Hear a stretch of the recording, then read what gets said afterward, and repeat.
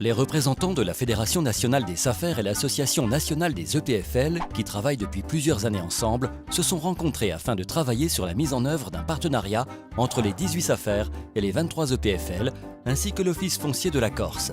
De par leur mission et la législation en vigueur, ces deux types de structures ont vocation à travailler ensemble de manière complémentaire.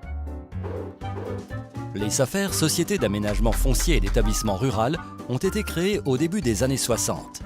Sociétés anonymes à but non lucratif, elles sont placées sous le contrôle du ministère chargé de l'économie et des finances et du ministère de l'Agriculture. Les 18 SAFER présentes sur tout le territoire interviennent sur l'ensemble des espaces agricoles ou naturels. Les SAFER ont donc pour mission de service public d'accompagner l'État et les collectivités territoriales pour une gestion durable de l'espace rural, de contribuer au maintien et au développement d'une agriculture dynamique et durable, d'agir en faveur de l'environnement, d'informer sur l'évolution du marché foncier, sur les dynamiques de mutation et sur la consommation des espaces agricoles.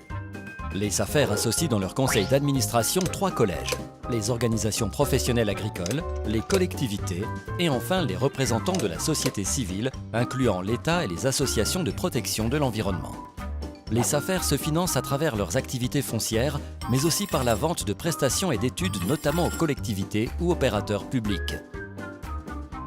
Les établissements publics fonciers locaux, quant à eux, ont été définis en 1991 par la loi d'orientation pour la ville. À la demande des collectivités locales, les EPFL réalisent des acquisitions foncières ou immobilières qui sont nécessaires pour la constitution de réserves foncières ou la réalisation d'opérations d'aménagement. Les EPFL possèdent des compétences techniques et juridiques qui leur permettent d'assurer un rôle d'ingénierie foncière. À ce titre, ils apportent également aux collectivités locales un appui stratégique et opérationnel tout au long du processus foncier. Pour les acquisitions, pour le portage, en matière de gestion, mais aussi concernant les cessions de biens.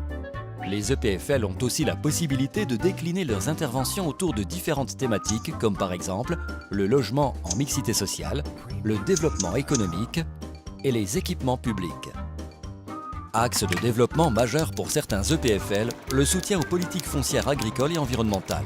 Si le degré d'implication des EPFL varie en fonction des contextes locaux, leur objectif commun reste celui de maîtriser les consommations foncières. Les EPFL financent les acquisitions grâce à la TSE, la taxe spéciale d'équipement, alors que les frais de portage financent quant à eux les frais de fonctionnement. En définitive, l'intérêt d'un partenariat entre EPFL et SAFER réside précisément dans la différence de ces acteurs qui, en mettant en commun leur savoir-faire respectif, sont capables d'apporter des réponses opérationnelles adaptées aux contextes locaux et d'accompagner les élus dans la définition de leurs projets de territoire.